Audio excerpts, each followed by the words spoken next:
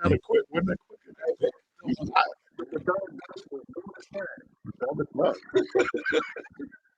Good morning. Welcome to Community Voice. I'm your host, Keith Parris. I want to thank everyone for being with us this morning. Oh God! Here it comes. All that time I spend in speech pathology and still. All rise. All rise. All rise. The honorable Court is now in session. The champ is here.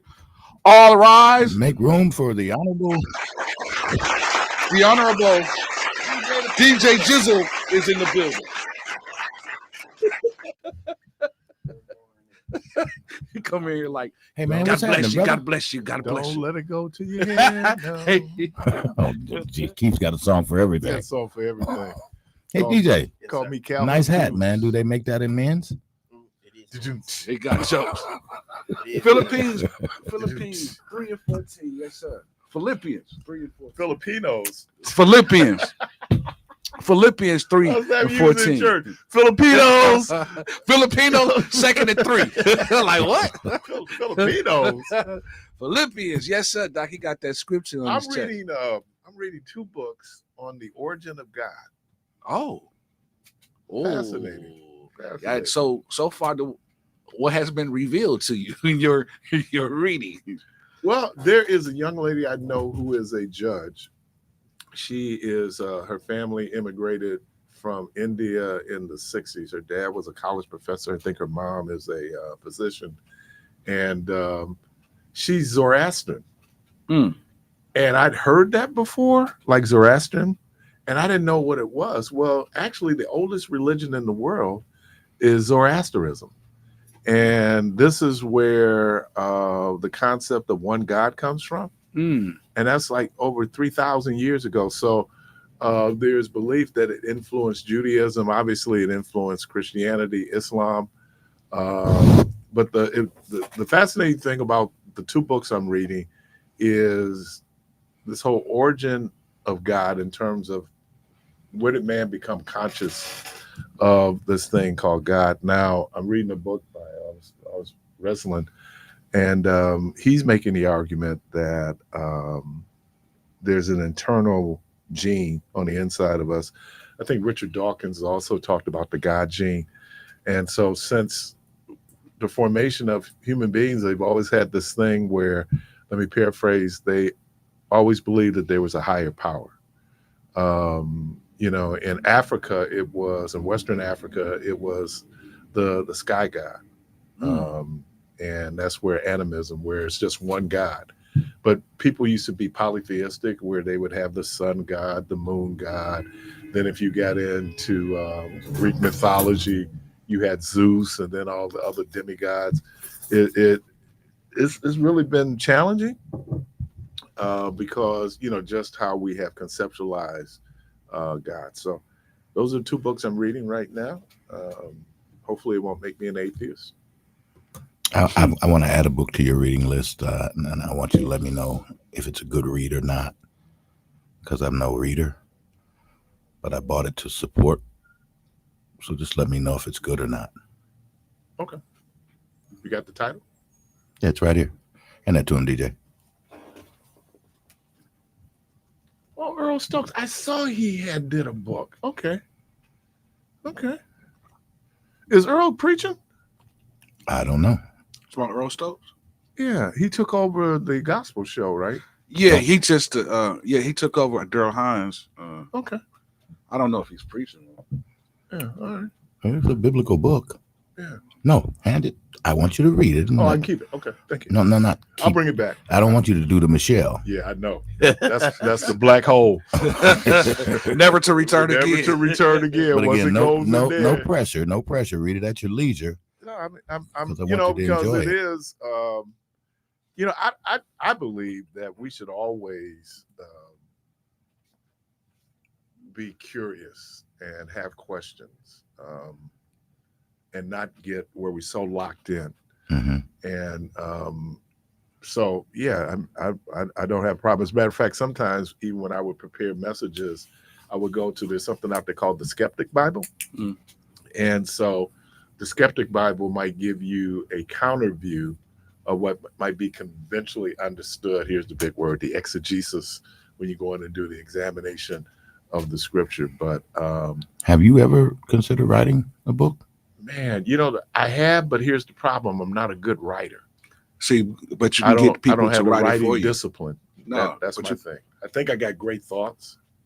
see, but you can get a writer to actually write it Yeah, for you you. ghostwriter. Yeah, you can ghostwrite it. Because actually, speaking of books, I haven't said nothing, but I'm working on my project and I'm working on my book to actually release my story, whatever it was What is it, called. like My Days at Greenfield? No, it's called My Testimony. And For real? No, seriously. Oh, okay. And I'm What do actually the lonely do on Thanksgiving? That has to be in there. No, seriously. On How I got through the long holiday nights. No, but it's just pretty much what they were talking about, my journey, through life thus far. And, And I don't know what I would title my my autobiography. I don't know. Yeah, man. When you kind of look at your life and yeah, can one sentence really kind of capsulize your life? Because some days I'd be going like, yeah, and then other days like, damn. yeah. It's like it's that up and down, and but it was a good life. Yeah, yeah. It is a good life. I'm gonna say you're speaking in past Yeah, tense. let me not do that, man, because Jermaine I have that black shroud Yeah, over my, Doctor. Hey, over my seat. Hey, I have my keyboard in here. I'd have killed him.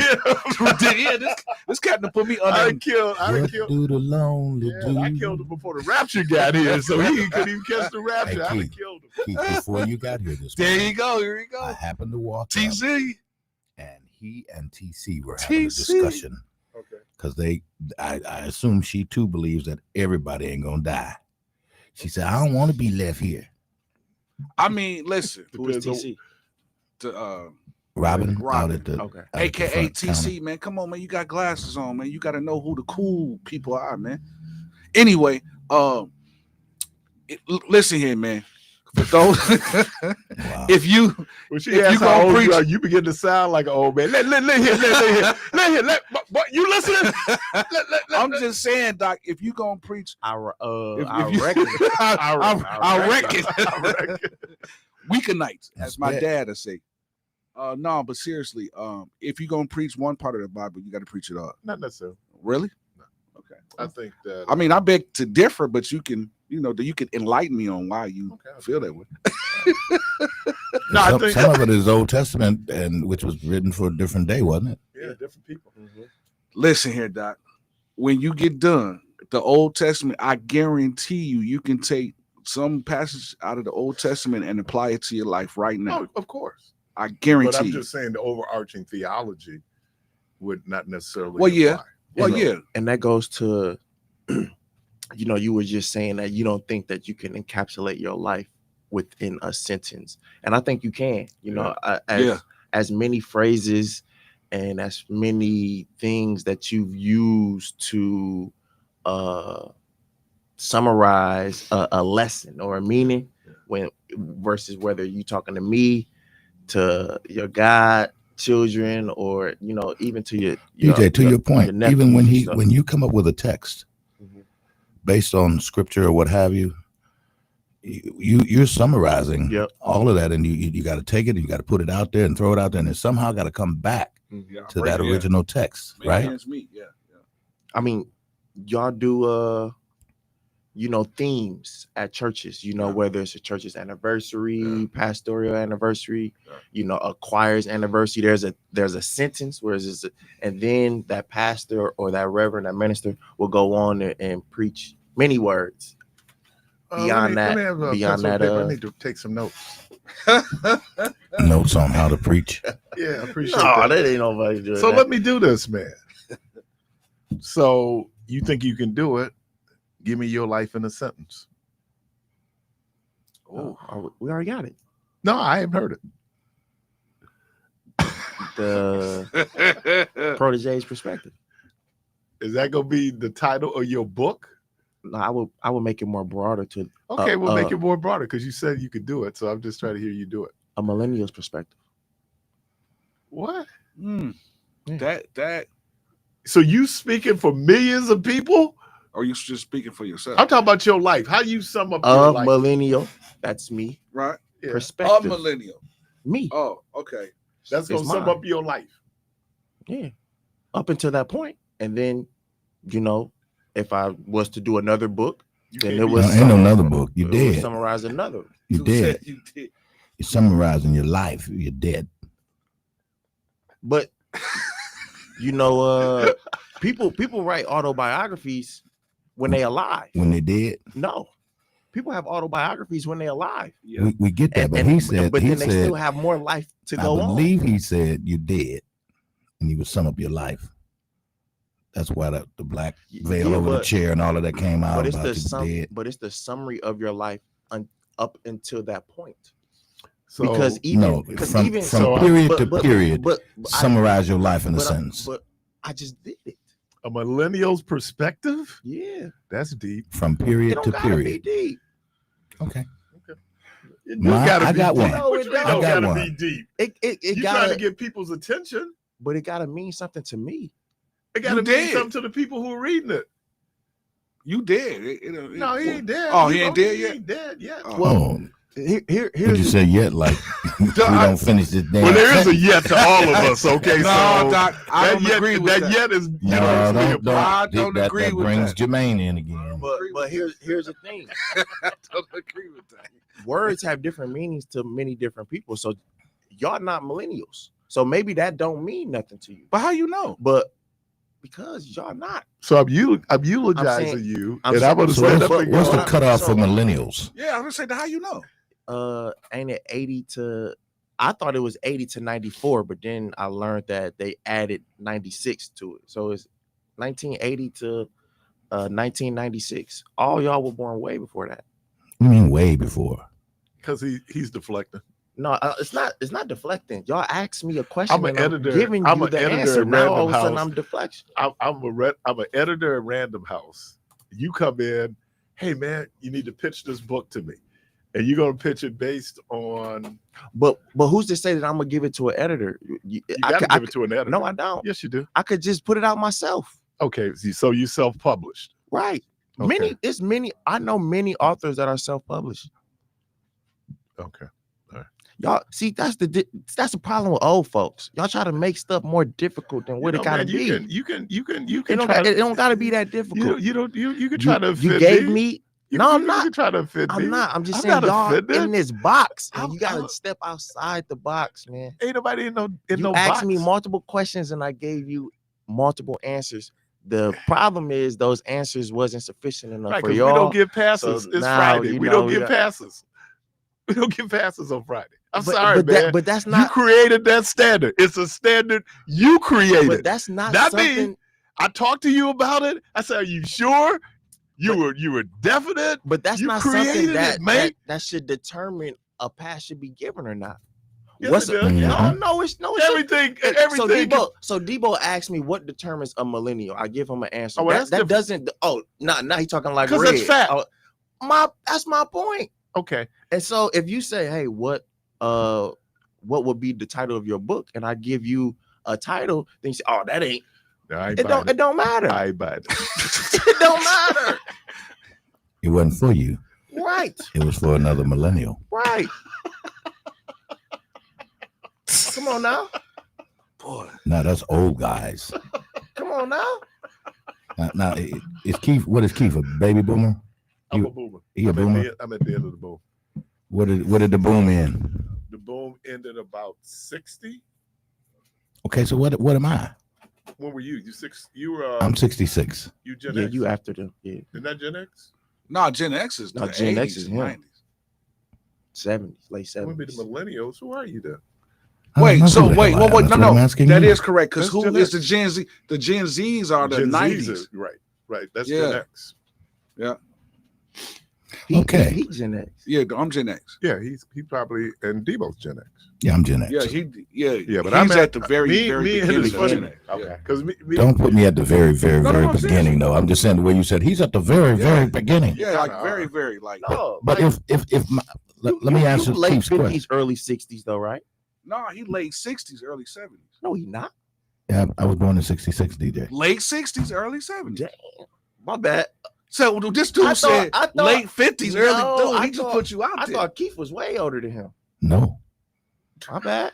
it's just that Keith had a hard life. No, Oh, I'm man. only saying that. putting logs on the fire. 1930 to 55. Hey, Keith had a hard life, man. Yeah, No, I'm don't only- be getting mad at me because nobody buying your book. I know. Whistling Dixie. Yeah, get all mad at me talking about my mama because ain't nobody buying your book. No. Give us a better title. We'll buy the book.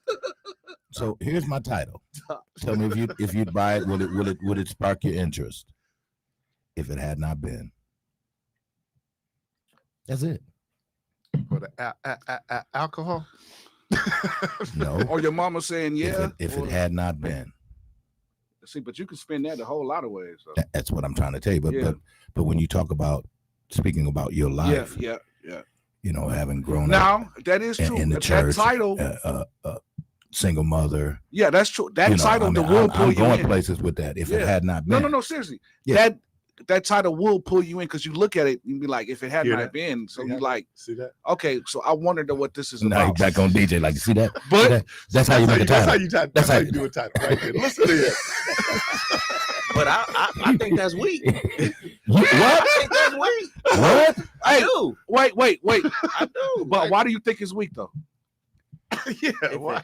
If it hadn't, are we going to church? No. But Yeah, you but don't church- know. But you that- don't know that if don't it's mean church. I mean, Yeah, that don't mean that it's church because you can look at that from all different ways. So if it had not been for, if it had not been, for, I mean, so If it that had for not been- dot. if it had not been for a better title, we would not be in this discussion. Exactly. So that goes That back goes to back your to you. title of being Right, trash. and that was my point. It goes back to your title being trash. But again, This guy put his foot in his mouth. no, I didn't. Because what it No means- passes given, what it DJ. means to He me- put all his toes in his mouth. One, what it means to me, it don't gotta mean the same thing to you. He said, And everything ain't for everybody. And If that it was had that not- was my earlier point. So "You who for you- a trash so who- title." So who you targeting then with your book? Himself. I just told But you. don't you want to How many reach the times I gotta masses though? repeat? No, Can you that's- repeat it one not- more time? not Because we necessarily. old. We did Maybe if you we take old. them damn It's- glasses off, we could it's- have a good conversation. But his glasses ain't talking. His eyes ain't talking. His mouth is. He ain't You can talking hear what he either. said. It's for me. It's about me. When I was born, a millennial, and whose perspective? My perspective. But you want people to read it, right? Okay. Let me share with you what my chairman of my political science department, Dr. Emil Knockley, said. Some things are assumed. Okay. So we weren't But we allowed, know what happens when you assume. we make weren't a- allowed in papers when we wrote papers to say, I think, I feel. He Mm. said, make the statement. Oh, and stand on it. Okay. Yeah, just make the statement. Where- you don't have to qualify. But where did I say that in any of those? Well, no catchy. Quiet. Right, No right. catchy. See, that's the point. Say church They mouth. ain't like now we us. gotta No, we gotta move the goalpost again Uh-oh. because and this was wrong with the world. We always Oh, Oh, jeez.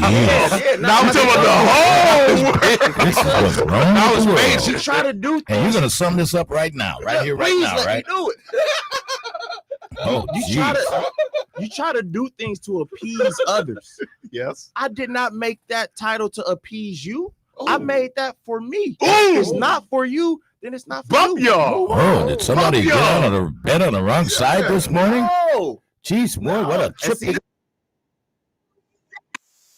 and that's another issue with the world. No, When you I get thought the- you was summing everything up today. When you get the checking people, now people like, oh, my bad. Yeah, we No, fell that- back, man. I it mean, ain't- you know, we It's hurt. not even that. It's just that's for you or it ain't.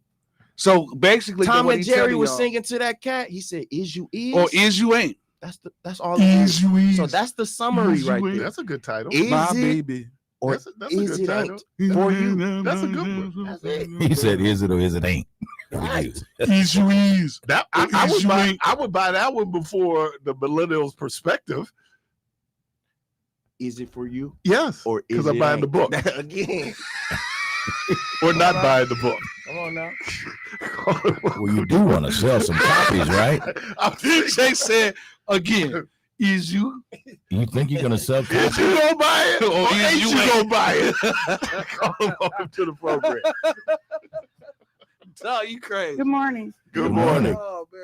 I had to get in on a conversation. DJ, you coming in strong and hot this morning. They coming at me. Can I run my title by you Run it. and see if it's trash?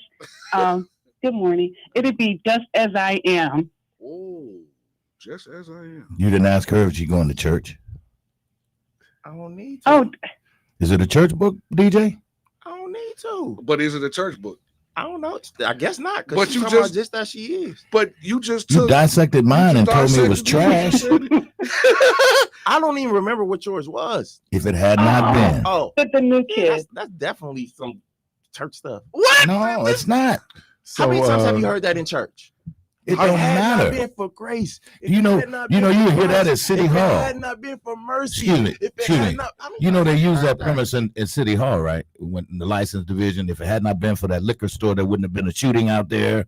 If it had not been for that bar, they use it every day. If it in had all not been for walks of that, life. you. Man, I wouldn't have married her. I mean, I you know, they think he can't got get, you, If it don't DJ. be for the fact that you introduced me to, I wouldn't be in this situation. yeah, had you I not, think he got So, you. so it don't have to be church. Now, what did you say of her title, DJ? What was that? We waiting. I think he got you. I mean, it's DJ. hers. What you See, mean? he giving. No, I didn't. You gave a pass on that one. I don't have to have a stark response What, to everything. is she still on the line? No, Nah. she left. DJ, man, you weaseled out on that one. Yeah, man. Doc. No, I didn't.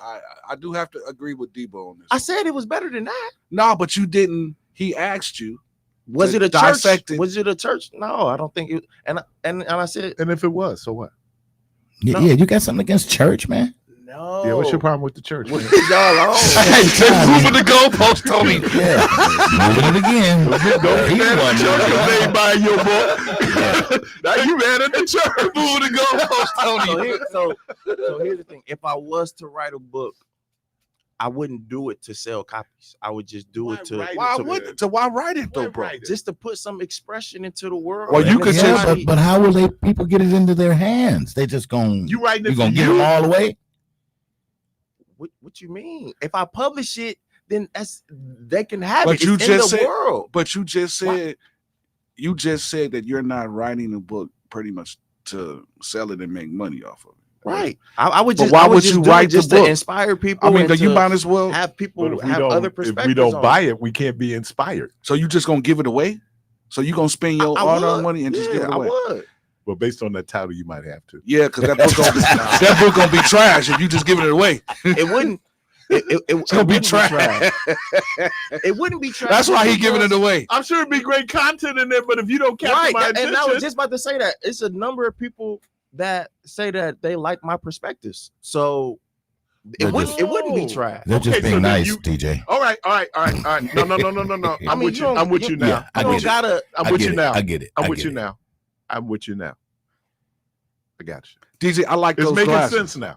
It's making sense. DJ, I like So those it would be a glasses. man. collection of perspectives from a millennial. Correct. Wow, I like But those that, glasses. but again, that's heavy, man. that Keith, you should stop. Really, you should. But that does not. That's heavy, Doc. That's heavy. Wait a minute. He's That- doing it to stop, and then he get ready to do it. I'm not. All I'm saying He's is, bringing up the fight. no. But what I'm saying is that does not This dude, boy. negate the fact that there was a specific question that was asked About from period to period in your life. Right. If you were to write a book about it. Now, again, your perspectives that don't go from period to period. You didn't I can have see that. No, yes, it can. I think Yes, it it could. can. I think it could. Yeah, Yeah. it sure could. There was a period in time in life he didn't have a perspective because Yeah, he didn't know what then the that hell won't it be a book. was. But that won't be included. Won't but the be in the time, book. but the times he did have a No, perspective, no. it'll be Yes, included. it can be included in the book because everything is about reflection. The book in itself is a reflection Of so your life. yeah, I can go back Well, and let me- remember about that time and then write about it. I could write about it from that Let perspective. me do this. I Because think that's it's been many Congress. times where I That's was like, man, I Congresswoman. was wrong then. Now I'm So you're gonna grab this? Nah, I don't think the Yeah. same thing now. You admitted that you were wrong. Oh no, this is not the Congress. Oh, is it? No, positive. There's somebody that want to. All right, but we need to really, because we do have her coming. So let's So do you're gonna this. clear? You're gonna take it? Yeah, just caller. You have to call us after our interview. We're gonna take a quick break. It's Friday. Joined in studio by Devon Jones, the author of the book A Millennial's Perspective, DJ the wow. Protege. Wow. Timo. Oh, wow. Wow. Come on. The author of the book. Jermaine, all you guys. Oh, geez. Let's take a break. We'll be right back.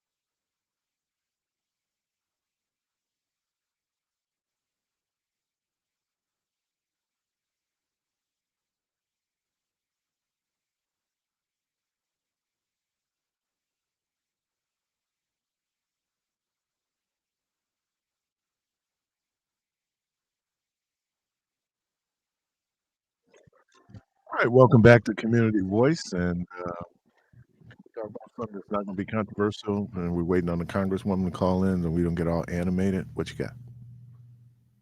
Yeah, I mean, I'm not controversial. Controversy. We could bring this up as real light.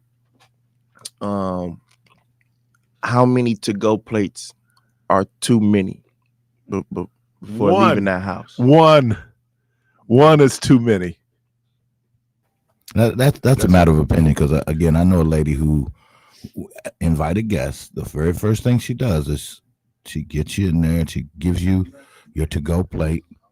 She tell you go put that in the car, and then you come back in and you sit down and eat. So she gives everyone a to-go plate for starters.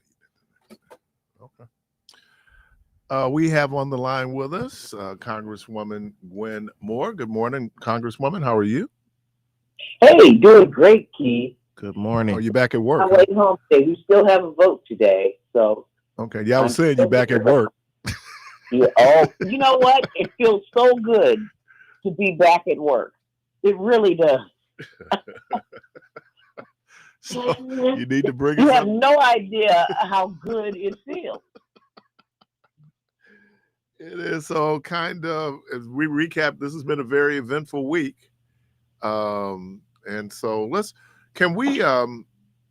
talk about, because I don't know if this is going to impact your committee on Ways and Means.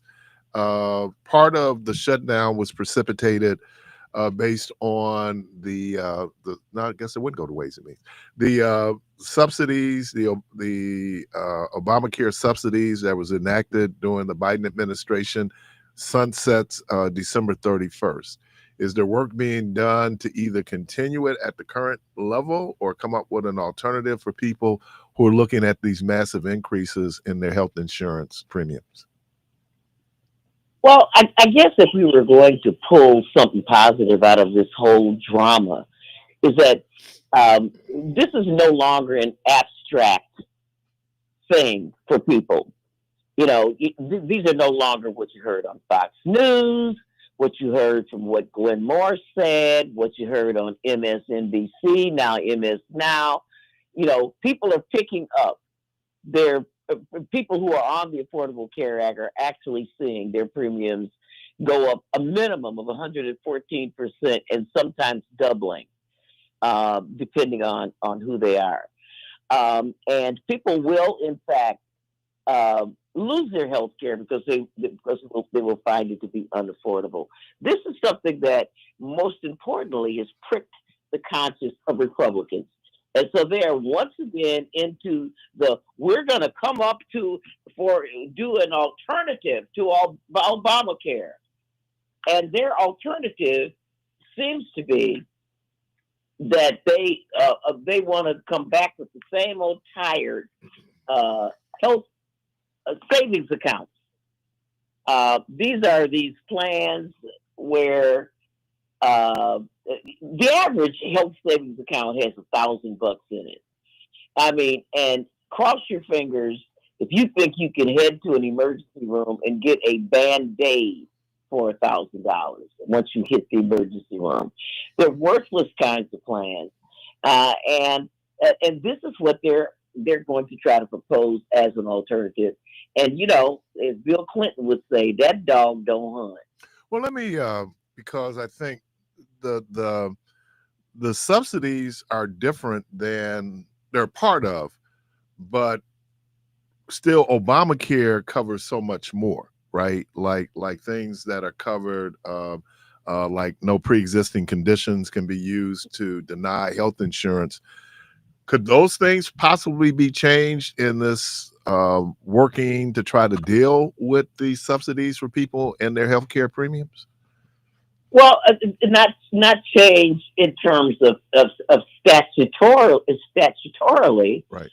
But because those provisions really pertain to private insurance.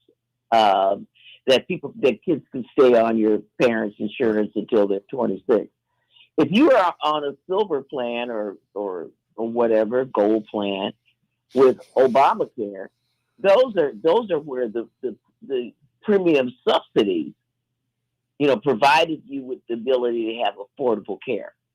So good question, because our senator, Tammy Baldwin, of course, was the author of that provision that enabled people to stay on their parents' insurance until 26.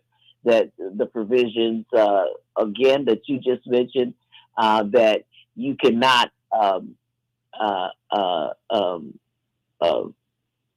you cannot deny people coverage because of pre-existing conditions, but that's moot if you don't have any insurance at all. Exactly. That's moot.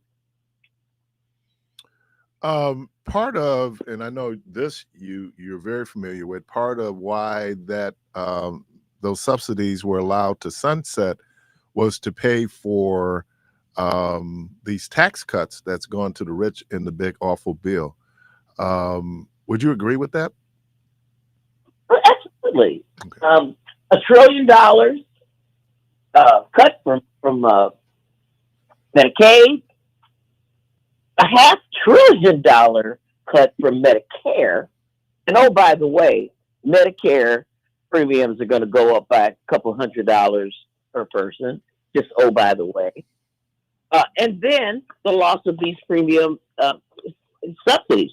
Not only that, carry it beyond the subjects of healthcare. SNAP was cut by $187 billion, and literally every single committee, the energy credits, even though there were Republicans begging them to use a scalpel instead of a knife to cut the energy credits, that's where a huge portion of these monies towards rich people were going. So yeah, healthcare, energy, SNAP, leave no support behind, so that we can take care of our billionaires. Were you surprised by Margaret Taylor Greene's position on these subsidies and the importance that she saw in them? Everybody wants to say she's just a fraudster and so on. But you remember when I sat next to her at the State of the Union address, and I was on TV that very next day. People asked me about her, and I remember distinctly, there's a whole TV inside. I actually saw that, and I mean, I think she's real. What she talks about, what's happening with her daughter. I know I since since people notices, I've seen grown men cry. Congresswoman, you're going in and out. I know. I don't hope you don't have us on speaker, do you? Because we want to be able to hear you, and you're breaking up a little bit. Keith, I might fall off because I'm getting in an elevator. They call votes. Okay. And I'm moving around. Okay. And so I might lose you. But yeah, and I guess that's why I'm a little shaky too, because I'm walking and moving and all that. I'm a little concerned. They just released a jobs report that said that 119,000 jobs were created in September. I think that this is an atmosphere that was created by the Trump administration. Can we trust those numbers? Number one, what kind of jobs were created? It didn't say. Exactly. But it did say also that the unemployment rate is the highest it's been in 4 years. It's 4.4%. So when you look at it, what do you think that the Trump economic agenda is having a negative impact on our economy in general? Well, yeah, and one of the things that we haven't talked about yet is the impact that the tariffs are having. Now, don't get me wrong. I don't think. Okay, did you vote? Did you vote? Yeah. Okay. Don't get me wrong. are probably very effective in some instances to stop unfair trade. But tariffs, as Trump has implemented, has really hurt our economy. You know, remember Trump promised us that costs are going to be decreased. We've seen inflation worse than it's ever been. You know, people are not stupid. I've got a certain box of steaks, not to mention the name of them. You get 4 of them in there, and for the same price, I get 3. People are not stupid. Their prices are going up, and part of it is because of our tariff economy. That combined with some of the other adjustments that are being made in our economy. See, one of the things is that even though the Republicans thought they were slick in terms of scheduling, for example, the Medicaid cut for after the 2026 election, conveniently after the 2026 midterm election, the impacts are being felt now because hospital systems have got to make those adjustments now, and they can't afford to hire new people. They can't afford to bring on new equipment. And already we're seeing, even in our area, wards closing, hospital wards closing, cardio units being closed at our hospitals, maternity wards being closed. That's happening all over the country, and especially in rural areas. And so people are feeling it. So when we And heard, what does Trump say? Trump says that grandma doesn't need another pair of slippers. Okay, just 1 minute. Y'all, come on. Y'all getting on my nerves. Go me. My name is Gwen Moore. Gotta go vote, man. Yeah. Okay. He's not going to let us through. I'm going to miss a vote. well, I'm gonna let you Here. go on and work that out. Here. Here you go. Gwen Moore. And here's my ID. Right here. Been here 20 years. Thank you. You okay? Yeah, I'm all right. I'm trying to get through. I've only been a member for 20 years, and because of, I think, January 6th, we have a lot of young people. This man might have been 6 years old when I got here. Okay. And so he's brand new. He doesn't recognize it. He wouldn't let me in, and I'm rushing to vote. But yeah, because we had a report. We had a briefing. I'm also on the Joint Economic Committee, and we had a briefing the other day from Zandy, Mark Zandy, and he talked about how many states in this country, at least 21 states, are really at high risk of recession, including Washington, D.C., which we always thought this place was recession-proof because of all the government jobs and government contracts. So we're facing recession in this country. It's the tariffs. It's overinvestment at this point in AI. It's healthcare policy. I just heard the Republicans debating on the floor about communism and socialism being the problem. But the problem is that when you have an unregulated free market system, it creates all kinds of distortions. Huge wealth inequality. You have the uber rich, and then you have people laying on the streets. And in this country, the point at which we had the most inequality occurred, guess when? When we had the Great Depression. And so, so are people right when they say we shouldn't become a communist country? Probably. But are they right to say we ought to just have a laissez-faire capitalism where you don't have any regulation, you don't have any support for health care. I heard Ron Johnson, I was in a town hall meeting with him last night, and he waxed on about how we need to support farmers and give them subsidies because of those markets being so distorted. Well, why should we give subsidies?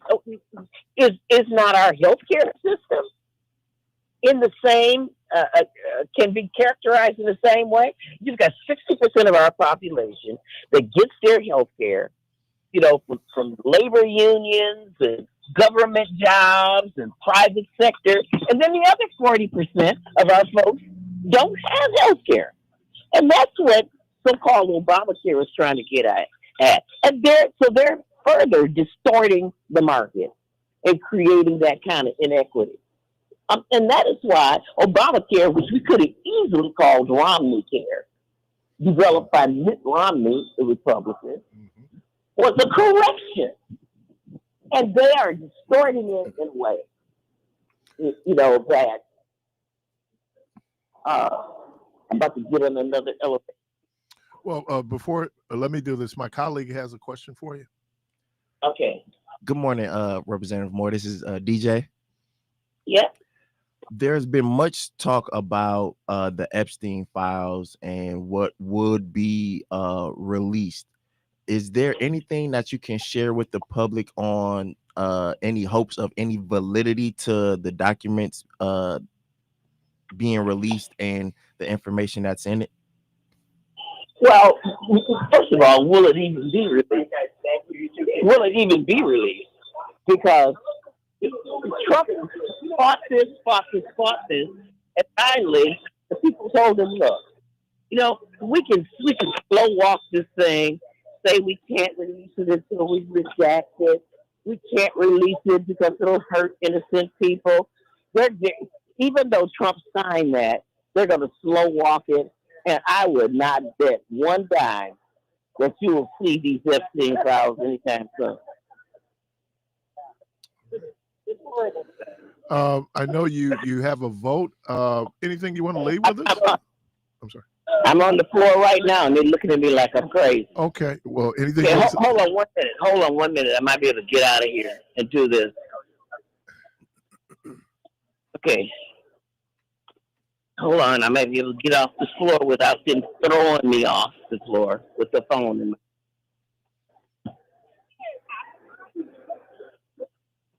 I do it. Oh, look at it. We got a toddler on the floor. Oh, okay. Okay. Not all right. really. So off the floor. Thank God. Now, if I don't lose you in the elevator, I can hang with you for a minute. Okay. Sorry about that, everybody in the one. No, that's that. We see she's actually at work, y'all. Mm-hmm. So At work. Okay. All right. I'm good. I'm in the elevator leaving the building. Hello? Yes. Go on. So you don't think that the files are going to release? I guess my question is, what possibly could be in there that people are resistant of having those files released? Well, people are embarrassed to have had a relationship with him, but Trump has had a longer relationship in there than almost anybody. And one of the things is that when their relationship turns sour, right. One of the things that Trump said, you better hurry up for the closest vote, girl. One of the things that Epstein said is that, Epstein, a convicted, certified predator, he said that Trump was the worst person, that there wasn't, I think he said there wasn't a cell in his body that was decent, something on that order. And so, boy, Epstein seemed to really know him. Now, if somebody like Epstein can make a judgment on Trump that of how awful a human being he is, no telling what those files tell us. Not only about his sexual behavior, but other things as well. Even when they were going after my colleague, Representative Delegate Plaskett, from the Virgin Islands. You know, even when they were going after her, uh, they were going after her based on conversations, text transactions that were occurring, where Epstein was giving her advice on the relationship with Trump and Michael Cohen. So, other than just the predatory behavior of Epstein, their relationship went beyond that. And so there's a lot. And my guess is that, that it might be hard to redact it in a way that won't demonstrate, at a minimum, that he's a horrible human being. All right. I don't think we need the Epstein files to prove that.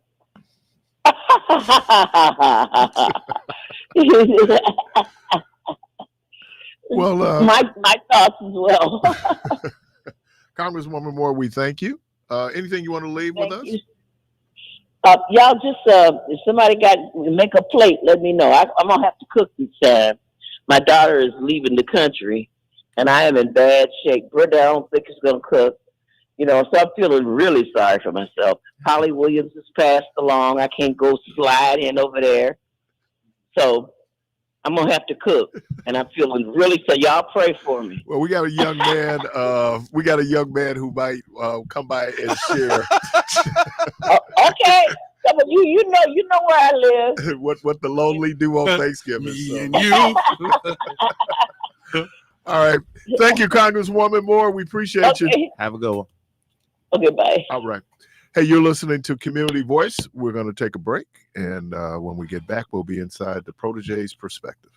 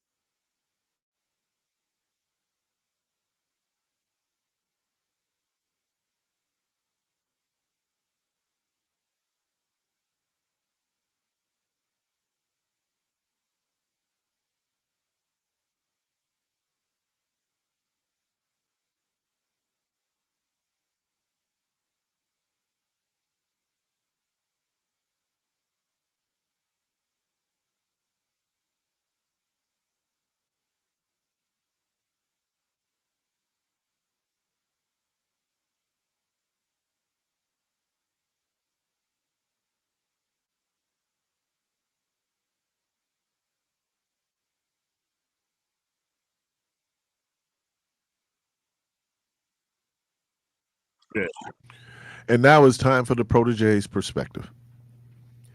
We all pride ourselves on being different. Most people enjoy sticking out rather than fitting in. Dare to be different, a popular phrase that was encouraged to youth not to fall into temptation of the peer pressures that lied within. This pressure could lead one down a path of many influences, some positive and some negative. Although this phrase, dare to be different, came about to prevent youth from conforming into certain societal norms, it had highlighted the ones that were deemed to have a lasting negative effect on them moving forward. There's so much emphasis on being different that we forget that it is already a fact. We don't have to try to be different from how we walk, how we talk, and many other distinct attributes that allow us to be who we are. Our physical attributes make us different. Our religious denomination or denunciation makes us different, and our purpose in life makes us different. We never had to dare to be different because we already were. In embracing yourself, you will be enlightened to know that you are different, just like everybody else. Paths may be different, languages may be different, and understanding may be different, yet we are the same. Organically, we are one and the same because, yes, we are different, and those differences formed us to be the same. Whether it's the pronunciation of one's name or the feeling that someone's thinking is insane, they're both different and the same. It's more difficult to dare to be different because we are already that. And it's just reality that our differences make us the same. As you plan to move up Maslow's plane, embrace that you are already different. And inevitably, that is what makes us all one and the same. Question: when does peer pressure end? It doesn't. So you're saying that adults are susceptible to peer pressure? Yeah. I mean, that never stops. Peer pressure is an environmental thing. So what would that look like in terms of adult behavior? I mean, it just depends on the environment that you're in. It could be anywhere from drinking, smoking. It could the type of work that you are in, as far as entrepreneurship, corporate, nonprofit, the type of car that you drive, or the house that you buy, or what you put in the house. All of that stuff. Do you think that's healthy or unhealthy? Peer pressure. Motivational too. Right. I don't even know if I can answer if peer pressure is like positive or negative. But again, as I said, it could be someone telling you, as you mentioned, smoking. Come on, girl, put them cigarettes down. You can do it. You can do it. She's still pressuring you. No, but that's not. But that's peer pressure. motivational. How come it's not? Because that's motivation, bro. But it's the That's- same Yeah, difference. it's the same. No, It's your peer. Yeah, two things can be true. I know a broken clock can be right. Well, Twice a day. But the whole thing is you have to be careful with the wording of it, because no, seriously. But peer pressure isn't Because- always negative, and that's the connotation that we got to get away from. Right. And so why can't it be motivation? It can be. Right. But why would you label it under pressure You could instead of have, motivation? well, you talk about in sports, right? They talk about locker room culture. Mhm. Well, that's peer pressure to say that there's certain things that we do in this locker room, and that it's your peers around you who gonna, because we use pressure, but it's also enforced, right? Okay. So there's a certain attitude that people have. Do you think that's where that term "keeping up with the Joneses" came from? Well, yeah. I mean, yeah. I mean, I wouldn't say. I mean, I guess you could word it like that. Keeping up with the I don't think Joneses, keeping up with the being like the Joneses is peer pressure. I think that's I wouldn't think it's so much of a a self-choice, peer though. pressure. Yeah, that's exactly. more. So that's why I'm like, that's a thin But line it's a right self-choice, even in peer pressure. You can choose either to give in to it or not. Right? No, no, but peer. I mean, but keeping up with the Joneses is more of a societal thing that classifies people and where they are supposed to be at in life. Mm-hmm. So oh, I got this car, I got this house, I got this type of job.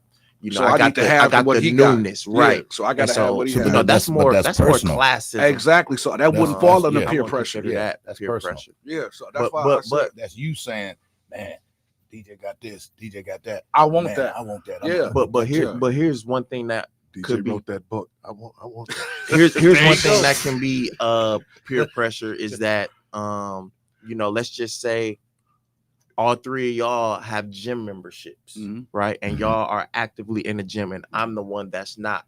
And you all are actively saying, D, you need to, man, come on, get with us, or just come a few times. That's peer pressure too. Yeah. Even though that's not a negative type of thing. How you gonna react to the pressure when we? Well, man, I may bring up an excuse. With y'all, I don't feel like doing it. You know what I'm saying? I mean, when you see the results, that would motivate you to come. I don't got time to be doing all that. I ain't been motivated, but you go to the gym 2-3 times a week. I ain't motivated yet. Doc, you ain't never motivated. I mean, we see it. We got you on tape. You got some push-ups to do, buddy. Who? Jermaine. I did say I was gonna join in. Yeah, they got a witness. I'm in it. So when Deb go like he ain't showed up yet, I said I heard him though. He said he was. You need to put some more pressure on him. Call him. Welcome to the program. Good morning. You on there? Yes, sir. Good morning to you all. Assalamu alaikum to you, buddy. Thank you for taking my call. Listening to you all talk about peer pressure, and I would think that it should be added that there's a duality to it. Like you were speaking about negative, and it is environmental as well.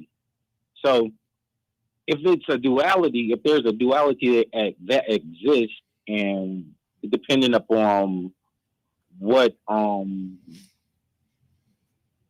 area of the pressure, what is it, negative? Because if you're in a negative environment and your peers who you are around, whether you are of the same age or there are others who may be a little bit older than you, if you seeing them do things and it's being accepted and considered as, cool or whatever, you're going to probably incline to mimic or duplicate, replicate, be as they are in order to fit in. And if you're in an environment that's positive, and you could be in both environments, you could be in a positive environment, then you can go into a negative environment, or you can be in both environments at the same time, depending upon what the inclination of your mindset may be, whereas it could determine what you might gravitate to more so. Because I know I suffered from it because I ended up in juvie hall before I had to go back to school and do the 11th grade. So I know why I did what I did and what contributed to it. And even though that was not something that I was raised around necessarily, I may have seen it, but that wasn't what was like normal, like from where in my household or whatever. So duality exists when it comes to it, and you gotta kind of be like careful, and depending upon, we have to be like considerate of all things that encompasses in where we live, us as Black men who walk around daily with targets on our backs, so we always got to be aware and a lot of times on guard, and they think that we're angry. But this is another thing I wanted to say about the political people. It's really a thing, but I don't know if people notice this, but I think I've noticed this, that when it comes to the Democratic people and the Republican people, the Democratic people don't come before everybody claiming God and talking about Jesus and all of the other stuff. Nothing. But the Republican folks, they be talking about God, Jesus, and whoever else, and then they blow people's brains out on national TV and call for the public execution of folks, and they do really, really, very, very egregious things to the whole of the population. And they be talking about this God stuff, and I'm like, I don't know, am I tripping? Has anybody paid attention to that? Because the Democrats may not be no better, but I've noticed one thing: they don't never be coming on talking about this Jesus stuff or Muhammad or nobody.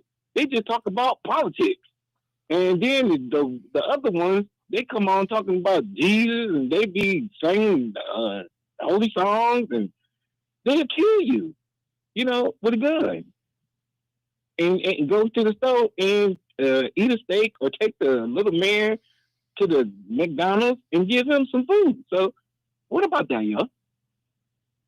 Huh? Yeah, I think that I don't know what the role of religion should be in electoral politics. I think, your religion should probably be your conscience, your morals govern your ethics.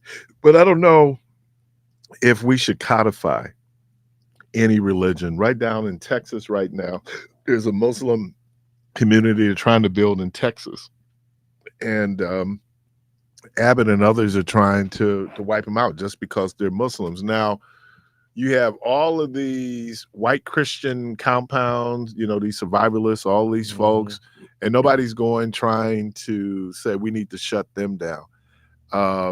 And Michelle and I, we were talking about, I think it was Wednesday, and I told her how I'm really pushing back on the white supremacy that's inside of Christianity, which is very difficult. Isn't it different types of Muslims too? Like, yeah, like they're not that sophisticated in Texas to know that there's differences. Right. They're just Muslim. But if America, and the myth is that America was founded on religious freedom, but certainly they said Judeo-Christian ethics, and that's not true. And when you look at many of the people who did the Declaration of Independence, Ken Burns, that American Revolution, I would, people don't like to read, certainly a great documentary, but it kind of gives you a sense of, first of all, there's this myth, and this myth about how America is this Christian country. Yes, the majority of people who follow religion in America are Christians. They really are. But then Christopher's point is, but the very people who say they represent the Prince of Peace are the practitioners of war. And people will get up and say a whole lot of stuff. We'll couch, and where a lot of people fall back, especially descendants of enslaved Africans, when it comes to religion and God, because, we the most religious people, in the country. Now, we don't always see the returns other than maybe personal edification, but in terms of collective benefit, we don't always see that. As a country, have lost sight of this word called accountability. Yes. As a whole. Yeah. Lost sight or ignore. Same difference. Think so? Yeah. Because your president can get up and bald-faced lie, and nobody pulls him on the carpet on it. A member of his cabinet accepted a $50,000 bribe, and we ain't seen the money. I mean, we got a Supreme Court justice that has accepted bribes. Several of them. So no, I mean, when it comes, and I don't know when you say accountability, I'm assuming you're talking about in the justice system that. Period. Overall. All right. In every aspect of life. I think accountability looks very different depending on the situation. As a husband, there's a level of accountability. Yeah. As a father, accountability. Yeah. Brother, accountability. Son, I think that just accountability. goes back into the environment, which we were talking about peer pressure. That ties into your environment. Accountability, that ties into your environment as well. And if you are in an environment that, to your point, ignores or loses sight of accountability, then accountability will be lost. Yeah, but DJ, my great grandfather used to tell me this all the time. He said, "Boy, remember this. You got to stand for something, because if you don't, you'll fall for anything." Right. But you know how difficult it is to take a stand? I mean, especially when you have something to lose. Mm-hmm. I mean, people get up, oh man, I'm gonna do this, until you're faced with it. And then when you're faced with it, you have to think about you talk about accountability, levels of responsibility that you have for your family, for example. So if I take this position, will it have a negative impact on my family? If I acknowledge that it will have a negative impact on my family, but the rightness of it supersedes even the impact it can have on my family, that's a tough call to make. $40 million slave. But again, you stand for something. Did I give you that book? Mm-hmm. Okay, cool. I want to make sure you have it. You know what? I keep losing it. I find it, then I lose it, then I find it, then I lose it. Y'all having a personal conversation in the midst of a conversation? No, it's a conversation within the conversation. Accountability, DJ. Accountability. He mentioned the $40 million slaves. Right. It all ties into together. And the question was, do athletes have a responsibility to take positions? Now, here's the slippery slope with that piece. You can have LeBron James who will come out and he'll be very progressive, as we like to see it. But then you can have someone like Steve Largent, right, Mm-hmm. who ended up, Hall of Fame receiver, ended up becoming a congressman. Really? Yeah. I didn't know that. Yeah, Steve Largent was in Congress. So I think we need to be mindful. Not we. Let me change that. What you were saying is that, when you have something to lose, and the reason why I said $40 million slave is because, when individuals have an enormous platform, the things that they choose and choose not to bring up have various degrees of consequences. We do know. Well, let's just bring up Stephen A. Colin Kaepernick. The type of stance, and one, I don't believe Colin was wrong, and I've still not given a pass to numerous people from that time. Mike Ditka was tripping, Drew Brees was tripping. I mean, a number of people was tripping from those stances that they took. Either their platforms elevated or their platforms were diminished. And we see what happened with Colin Kaepernick. Mm-hmm. His platform was diminished.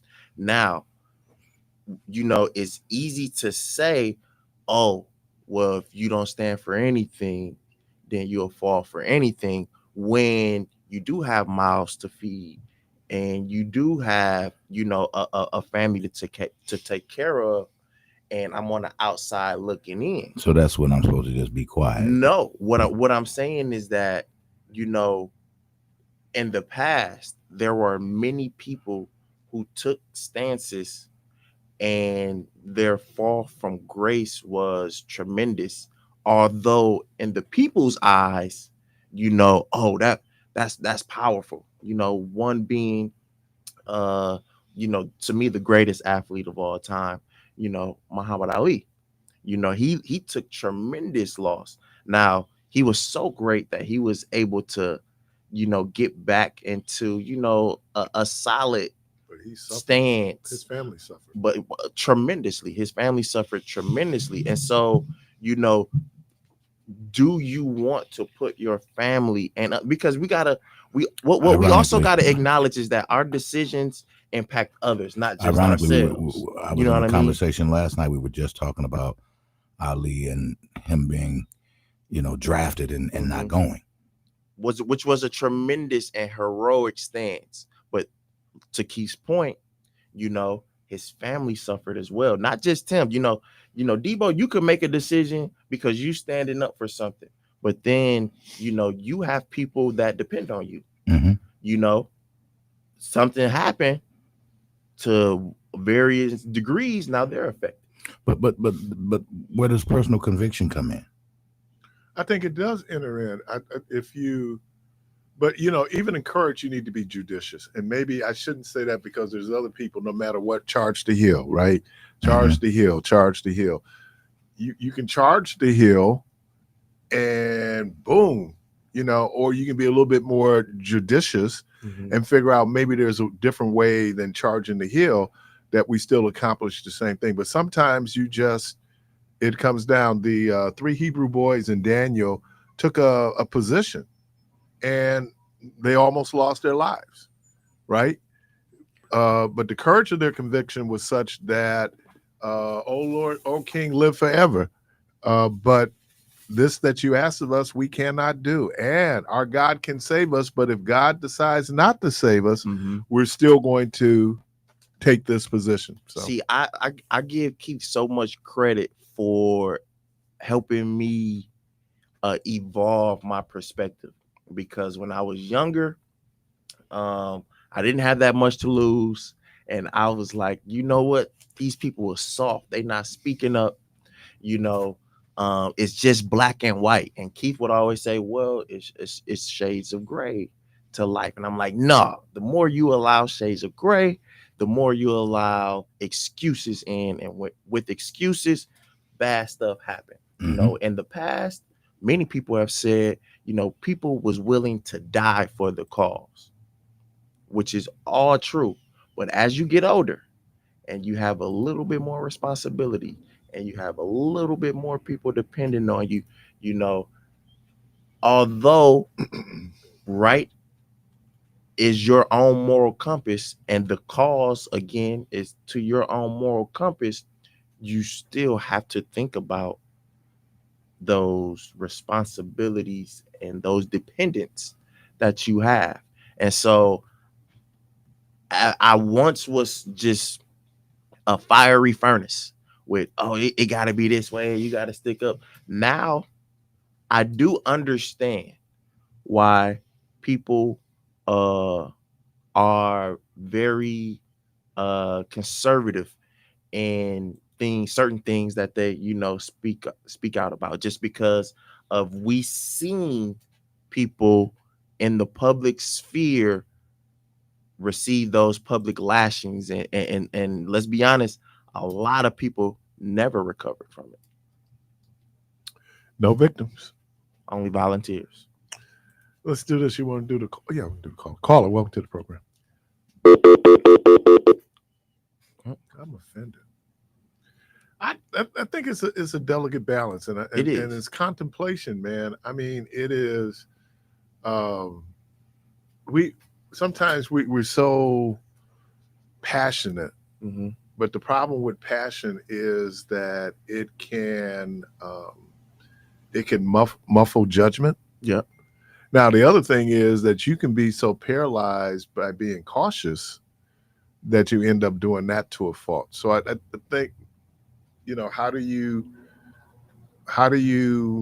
do it? And when you take that position, I understand everything that goes along with it. To this day, I don't think if I had a conversation with Colin Kaepernick, he would have thought that he would experience the blow up, the blowback he experienced. Maybe he thought it might get a little heat, but he got a lot of heat.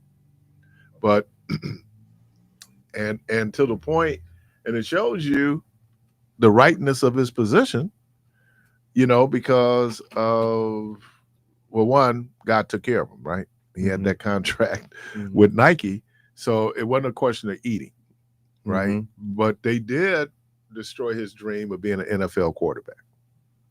Because even after all this happened, he still wanted to get in the league. Yeah. So, but then I would think in the long run, he would probably say it was worth it. But when you kind of get to it was worth it, there's this process, this period, the space you have to go through. And that's a very painful space. I've been there. I know what that is.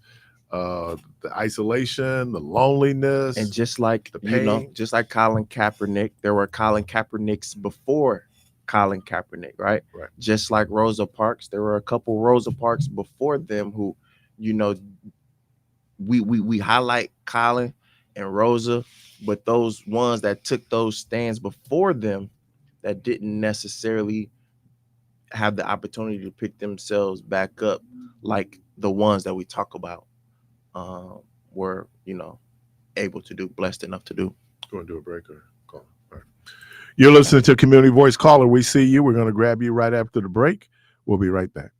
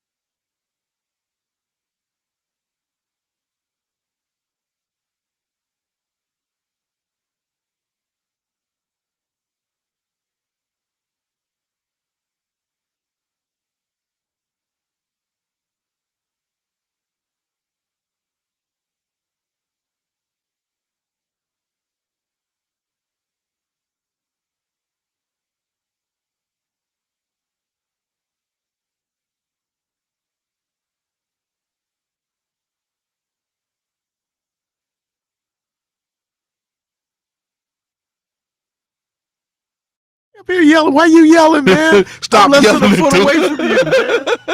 The lights are live. They live, man. You live. We got 2 phone calls. Cheeseburger, Coke. It's just a habit. Hold the fries. It's just a habit for him because out of all these years, I've never told him that I'm ready. Because I'm always ready. Yeah, he stay on point like Stacey He Adams. never asked you, DJ. He just, No, he Debo, you do. ready? Keith, you ready? He do. He said, Okay, let's go. He said, you ready? He always. Thank you. I He don't get never say excited, that. right? I stay on that's the most point. excitement Like you're he going to get out of ran the up whole in show. here. Y'all ready? Y'all ready? Nigga, you ain't fries place. You been right here. You said the deacon said, two. Two, Rev. I was just being DJ was done talking about that. We got 5, Reverend. We got 5. We got 5. Caller, welcome to the program. Good morning. You're on there. Yes, sir. Oh my. Apologize for calling back. No, you don't. But brother DJ, yes, well, I wouldn't say I apologize if I was insincere, Mr. Parris. No, that was me. Oh, right. Thank you for taking my call again. The reason why I called back is I was listening to you, brother DJ. You were speaking about how when you speak out, you have to be careful because you put other people in danger. And I understand that. And I wanted to say to the contrary, is that cowardice is defined as ignoble fear in the face of danger or pain. And if God, Allah, has a work for you to do, then you should not allow what you may think could become the consequences of you being forthright in your testament to the detestable environment that we as a people exist in the entirety of a Eurocentric world. Because if you do shrink cowardly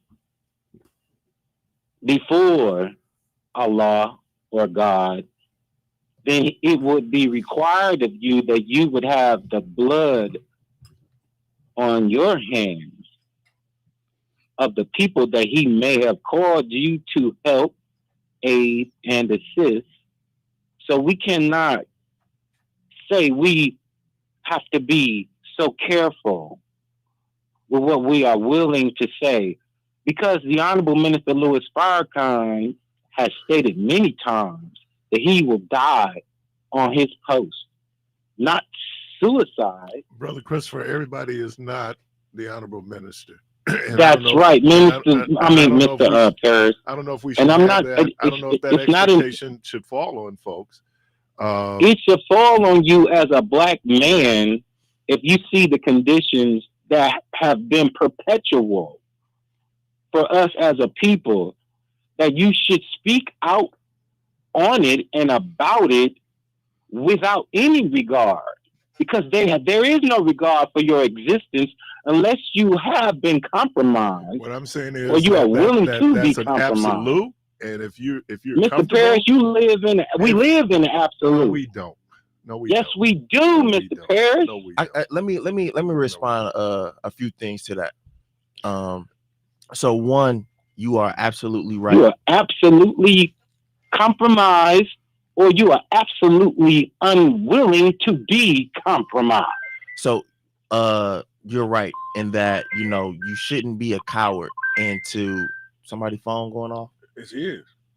All right, I'll focus. You can't allow yourself to not have the courage to fulfill your purpose. One of my favorite random movies that I saw was The Book of Eli, and I've seen that. He had a purpose to get that book to the other side, right? And he was clear on his purpose, and right, you very clear, couldn't be steered away. My point was that we should still be judicious in everything that we decide to commit to and speak out about, because speaking out on everything, one, is exhausting. There are many times and many battles that we have that we say, damn, was it worth it? Was that worth it? You know what I mean? And so a conspiracy, let me just aware of it. Let me finish. And so if we are compromising on our purpose, then yes, that is cowardice. But if we are, no, it isn't. You shouldn't compromise on your purpose. Why should you? Sometimes you have to judge. You shouldn't compromise on your purpose. Can I say this to you? Maybe you shouldn't compromise on your values, on ethics. But when it comes down to, sometimes it might be. See, the idea when you're so absolute, My buddy used to tell me you need to be that's why I know fearful. you know Hey, Chris, nothing I'm of talking. I chemistry. listen to you, bro. I know. My buddy used to Can say, you contribute to a conspiracy and not even know it? you probably could. My buddy used I to know say, I'm correct. my buddy used to say, be careful of true believers. And because what he's saying is that there are some times that even I'm so committed to this thing, this is all I see. And there's other things going on. There's other factors that influence into it. So when people, we theoretically, everybody is absolute until you're faced with it. Mm-hmm. Now you might not be as absolute. You know, I mean, it was apparent that the whole question of Jesus asking in Gethsemane, you know, like, is this what I'm supposed to do? So what was he dealing with? Was he dealing with fear? What was he dealing with? He was being human. And yes, so when people tell me, oh, I'm going to run up the hill, well, run your ass on up the hill. But that ain't how the world works. You know, and there's sometimes you do. Fear is normal. What I mean, even our leaders that we hold high regard of today. You spoke of Jesus. He had fear. But let me interject something right here. My great grandfather used to tell me this all. My great same one who told me about the other phrase I gave you earlier. But he also said that the true definition of a man is when he finds something that he's willing to die for. Yeah. Be it his wife, his children, or his cause. Yeah. Yeah. But then that would be in the absolute, right? Yeah, absolutely. But how often are we ever at that point of the absolute? Every day, really. You don't know until you're faced with it. Yeah, you don't know until you're faced with it. Okay, well then, if you're saying that to me, then we're not faced with it every day. I'm not saying every day. That's Jermaine. Hold on. The only reason why I said, hold on. Until you face the only with it, reason you don't why, know. listen, the only reason why I said every day is because you are willing to die for your family. You're willing to die for your purpose, and if you stand on that every day, you're faced with it every day.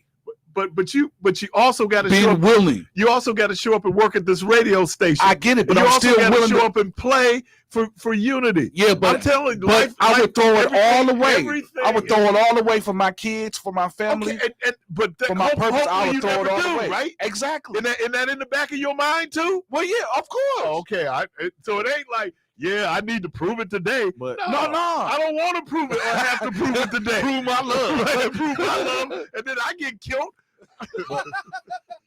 but here's the thing with that, you know, you jumping out or jumping off of every single bridge, you know, right? That's exhausting, right?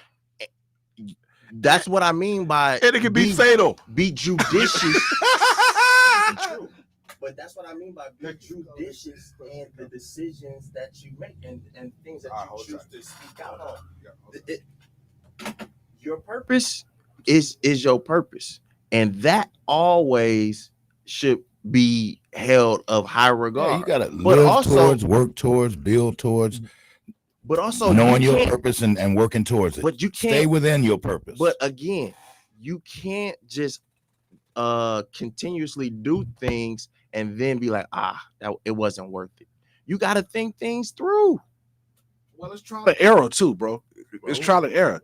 So I mean, sometimes you could do something and be like, man, I would never do that again, but you would have to do it first in order for you to do it. Trial and error, again, to Keith's point, consequences.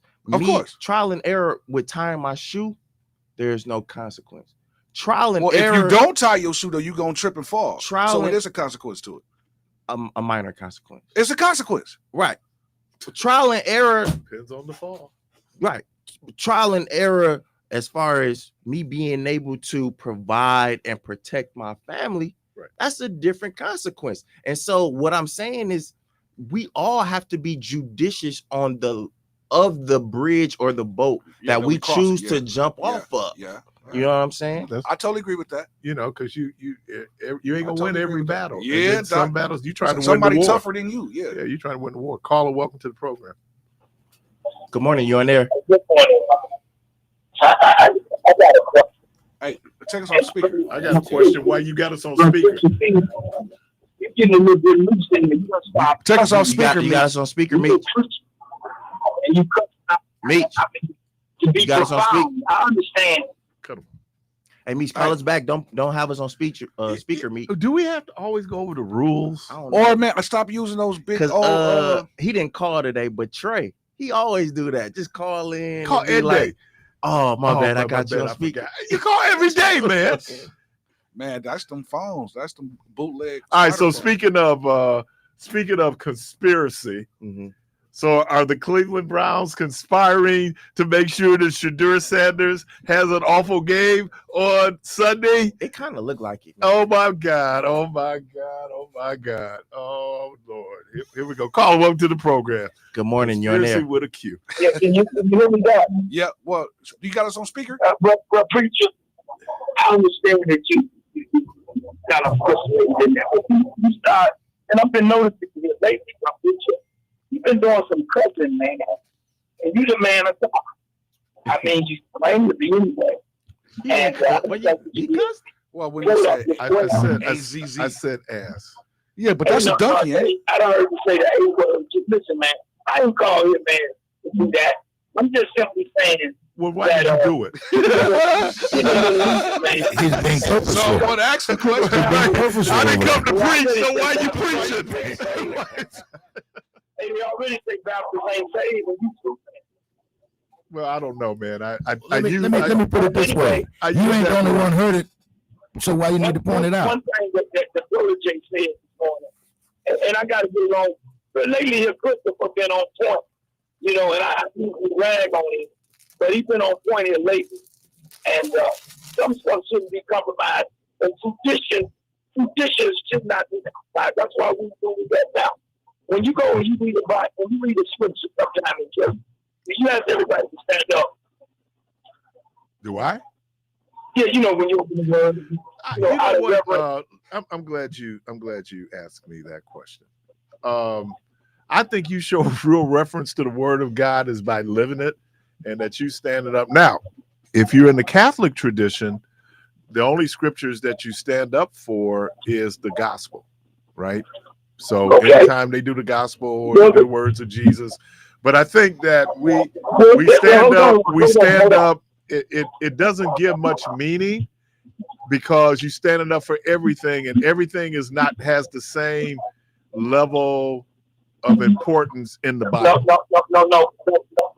And Luke, Jesus came into the temple, and they gave him the book of the Old Testament of the prophet. And he stood and read, and out of tradition. The book says tradition. Okay. The Bible says out of tradition. He read. But what does that have to do with if I stand up and don't live it? What gives it more power? Me standing or me living it? You're trying to find a loophole in everything. Ain't no loophole. I just asked you a question. If I stand up and don't live it, definitely right. I mean, that's sort of like saying your time and living like that. If I stand up and I don't live it, what's the power in me standing? It's tradition. It's what? It's tradition. Muslims every day pray 5 times a day. I don't know God if you pray him in the morning and they got to pray 5 times. But out of tradition, they pray 5 times. No, it's a religious practice. But it's a tradition. Tradition. Okay, traditional religious practice. Okay. But the religious practice is not the power. The power is actualizing those words that you hear to make them a part of your existence. I get that. That you absolutely right. But guess you're absolutely right. But out of tradition, a lot of people are going to hell on tradition. I mean, folks do we know who's actually going to hell? Speaking in tongues out of tradition. Beach, do we actually know who's going to hell? Yeah. You got a list? Folks claiming the power thereof, and denying, claiming God and denying his power. Folks that don't live a nickel worth of dog meat to into great into glory. Yeah, we just about to say. Hey, Meech, we got another caller. We got another caller. Appreciate it. Yeah, okay, later. Yep. You're getting good at that, man. Oh, they hung up. Oh. Caller, call back 414-444-5250. 414-444-5250. Oh, sorry, man.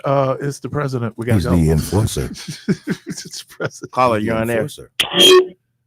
Good morning. Everybody going to hell except Trump. Caller, welcome to the program. That's the easiest. That's the easiest one. True, but you violated the rule. Caller, welcome to the program. Good morning, you're on there. Hello? Good morning. Hey, how y'all doing this morning? Good. I just want to ask the question, man. Is this something that y'all trying to teach us by accepting Meech's calls? Because every time it takes away from the radio station because he has absolutely nothing to say that's meaningful. And everything that he does say, he turns around and switches it when he gets called. So, what are you teaching us? I have an argument over the radio? No, we're teaching you that this everybody is the circle, can call. and that everybody's in the circle, so everybody has the right to speak in the circle. Yep. You know, I didn't say he didn't have a right. I just said that I didn't say he didn't have a right. All I said was that every time he calls, it's always the opposite of what I thought this was a community thing. People supposed to get along in a community. Ooh. But every time he calls, it's just the total opposite. Well, you Is got this something? Well, you got to understand that there's always that one person in the community. Mm-hmm. It's always that one. So, you know, I mean, if you're going to open to one, you got to open to all. Let me ask you this question. Let me ask you this question. Okay, so the whole community gets good. All of a sudden, this person who's been against everything that the community was about, now he wants to participate because it's benefiting him, when all he ever did was talk against it. So this is what we doing. Meech, there are people out there who agree with Meech. Yeah, they might not call in here, but no, they do. They agree. They that's funny, man. I know, because that's ridiculous. Right. It is. There are people out there that agree with me. So what can I tell you? I mean, I just like there's people out there that agree with the orange dude. Yeah, it's unbelievable, and you can't fathom the thought that they can actually really believe that this dude is really saying what he's doing, and they believe him. But yeah, I mean, you got some people that's like that, man. Well, let me just share this with you. I heard y'all talking about consequences, so keep on taking these calls from me and it's going to be some consequences, because if there are people that's like him, you giving him a bully pit to be not even have the opportunity to know that it's something different. We don't even have to argue all the time, man. It's something different. We got to have something we got to be able to agree upon. Meechers don't agree on nothing. Well, I mean, he agreed that water is wet. I don't know. No, he don't.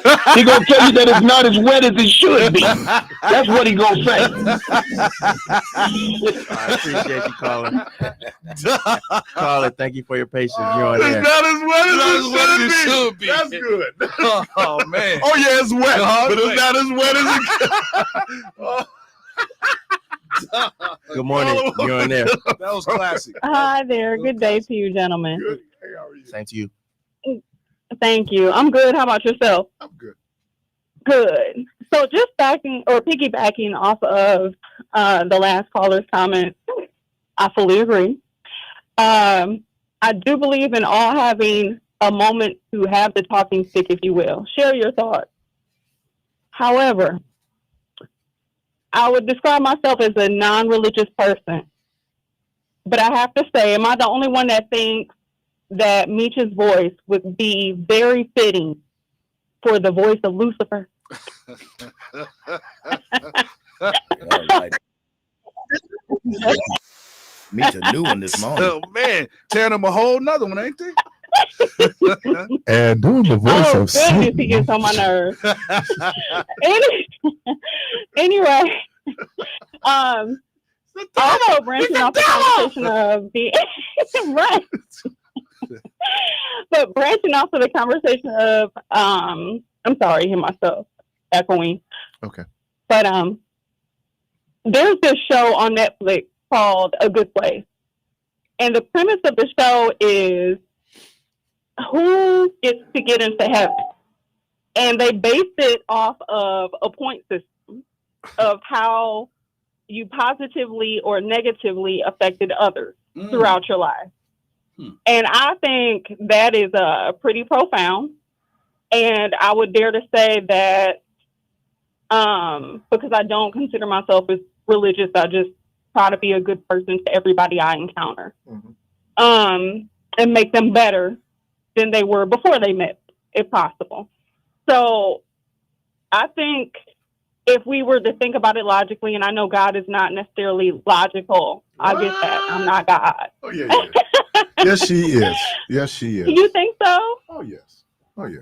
Okay. Logic, why do you science. say that? Now, it might not be logical to us, but I would like to believe that if I would apply some human traits to the divine, logic would be one of them. See, I question the logic. Do I hear him breathing over there? Yeah, I'm gonna hold my. I do hear breathing. Yeah, man. I'm gonna hold my. Did you hear that? Did you hear that breathing over? You heard it, didn't you? That mean you want to get in. I'm gonna hold my feet. You about to perk up. You done ripped the warm-ups off again. Put me in, call me. I see you over there kind of pacing back and forth like you want to jump in. Or... Not pacing.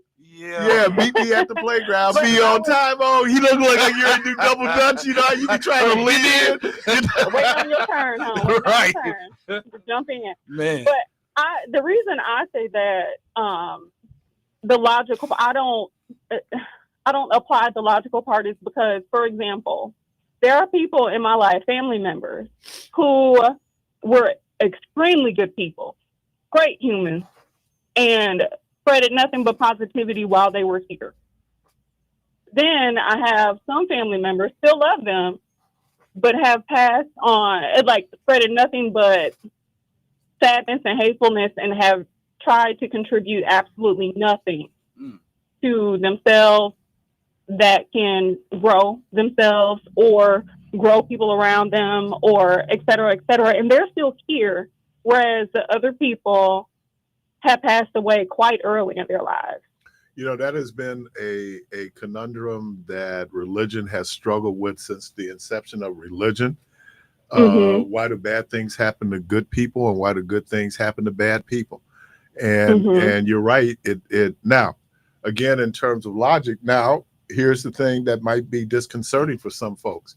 Maybe I'm throwing this out here. Maybe your purpose has nothing to do with logic.